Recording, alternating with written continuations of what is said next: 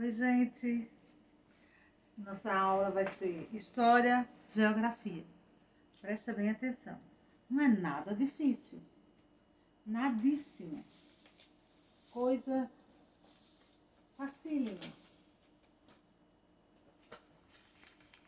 Nossas bonecas estão aqui à nossa disposição. E nosso livro de parlendas está aqui, que agora eu vou escolher uma bem rápido para vocês. Aham! Eu disse 2, feijão com arroz. 3, 4, feijão no prato. 5, 6. 5, 6, chegou a minha vez. 7, 8, comer biscoito. 9, 10, comer pastéis. Ahá, tá parecendo o quê, gente? A nossa historinha do fantasma. Então vamos lá? 1, 2, feijão com arroz. 3, 4, feijão no prato. 5, 6, chegou minha vez. 7, 8, comer biscoito. 9, 10, comer pastéis. Nossa aula de história. Gente, vamos ver como foi que aconteceu o registro de número de habitantes no nosso país, no nosso Brasil, não é? Nós já falamos quando os portugueses chegaram aqui, nós já falamos a situação dos índios, nós já falamos a situação dos africanos. Vamos ver como foi que ficou tudo isso no livro de vocês de história, ó, na página 52, 53. O que eu quero que vocês entendam? Eu quero que vocês reconheçam informações quantitativas e qualitativas sobre a população no Brasil durante o período colonial. Isso eu quero que vocês entendam. E eu quero também que a gente discuta a importância da realização de censos para a avaliação crítica de características da população brasileira. Identificar diferentes formas de registros, que foi populacional, e observar maneiras de expor e de representar dados que foram coletados na pesquisa. Essas pesquisas existiram já há um tempo bem remoto, né? No tempo colonial. O mundo que a gente quer, o registro de números de habitantes. A gente começa falando sobre o crescimento da nossa população na época do colonial. As paróquias das vilas eram responsáveis por esses registros, viu, gente? E nascimento das pessoas. Casamento, óbito. Mas muitas pessoas moravam em lugares muito difíceis e de difícil acesso.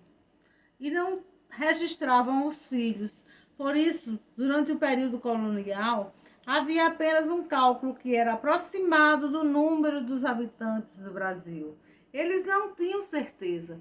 Como é que eles iam ter certeza se tinha gente que morava muito distante e eles não iam até lá?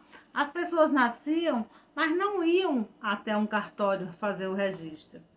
Ou seja, nem tinha registro, nem tinha cartório, porque tudo isso era feito pela igreja. De acordo com essa estimativa, em 1500 havia cerca de 15 mil pessoas.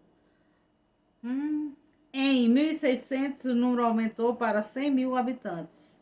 E em 1700 esse número triplicou para 300 mil habitantes por pessoas. E em 1800 havia 3 milhões e 250 mil habitantes.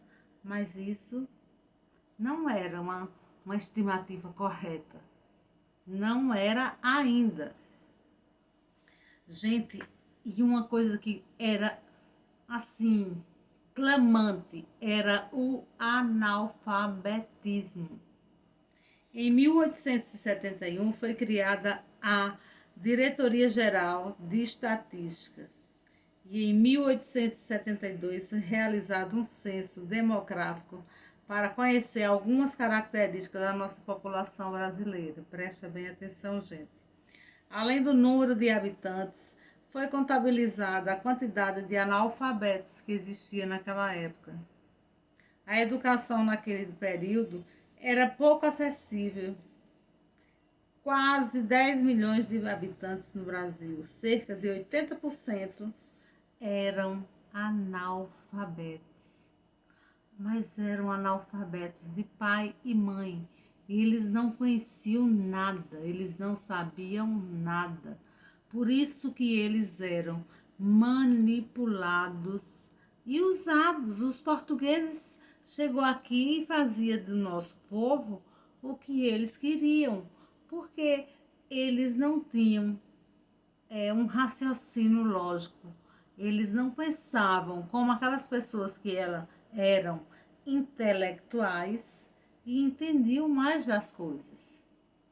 Por isso que eu digo, gente, estuda. A única coisa boa que a gente tem na nossa vida para levar para sempre e para deixar para nossos filhos é o estudo. Então, enquanto isso, o povo sofreu muito.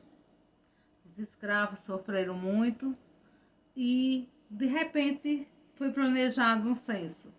Em 1936, os censos passaram a ser realizados pelo Instituto Brasileiro de Geografia e Estatística, que é o IBGE, que até hoje existe. As informações que foram coletadas pelo IBGE são importantes para o governo. Por quê? Para planejar sua atuação. O governo pode saber, por exemplo, quantas pessoas não estão estudando, onde faltam escolas e podem, se quiserem, tentar reverter essa situação. Então, nessa página de história, vocês vão ver essa situação, que não é brinquedo, não é coisa simples, entendeu? E vocês vão na página 52 e 53 me responder algumas questões. E tem um gráfico, gente. O gráfico, ele traz dados sobre qual era a característica do povo brasileiro nessa época. O que mudou do ano de 1872 para o ano de 2010, certo? E o gráfico está aqui e vocês vão ver tudo isso aqui. Eu gostaria muito que vocês respondessem e que vocês estudassem e lessem qual a importância de se estudar e qual foi a situação desse povo nessa época colonial. Gente, a alfabetização é um direito de todos os brasileiros, garantida pela Constituição.